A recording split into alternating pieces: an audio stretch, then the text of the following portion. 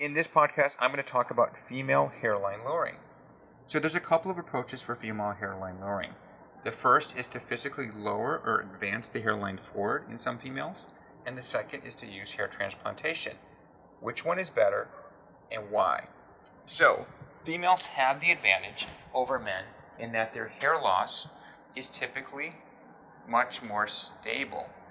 Females typically have diffuse hair loss patterns, and they typically don't have hair loss patterns that are going to be seen in men, where they can have loss of the temples, loss of the crown. It tends to be much more diffuse.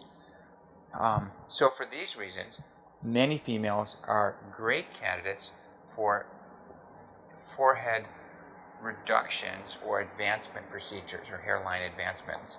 And the way this procedure works is you make an incision so that the hairs can actually grow through your newly advanced hairs are going to grow through your scar. And you can reduce 1 centimeter up to 4 centimeters of skin from your forehead. By reducing the forehead, patients can have a much better shape of their face. At that same time, sometimes we can lift up their brows. And overall, it can make a big difference in female patients. One of the main issues, though, with this procedure is that patients can have a visible scar right where their hairline is supposed to begin.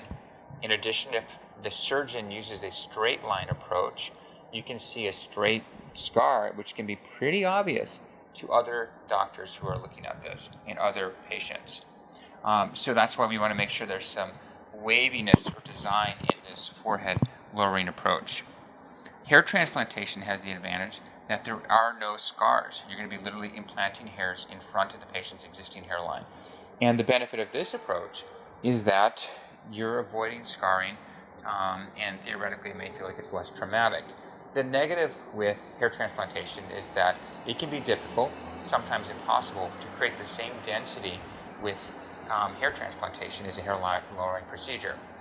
So let's put all this information together and see what I like best. So for most females who want a shorter forehead, my preferred approach is usually forehead advancement. We're bringing the hairline forward. And once we see how the patients look, we see how they are with their scars. I tell patients there's a 30% chance that they may want hair transplantation in the future. There's a limit at how much we can advance the hair. In addition, patients still may want to cover up their scars if they're particularly conscious about their hairs, if they're wearing their hair slicked back. So this gives us that flexibility.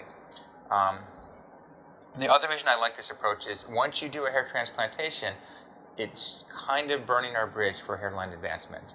So female hairline advancements become much more popular. You don't need to go to sleep to do this procedure. You can be comfortable in the office. Your recovery time isn't as long as you would think, especially if you're wearing your hair forward and putting a little bit of a bandana on. So both great procedures.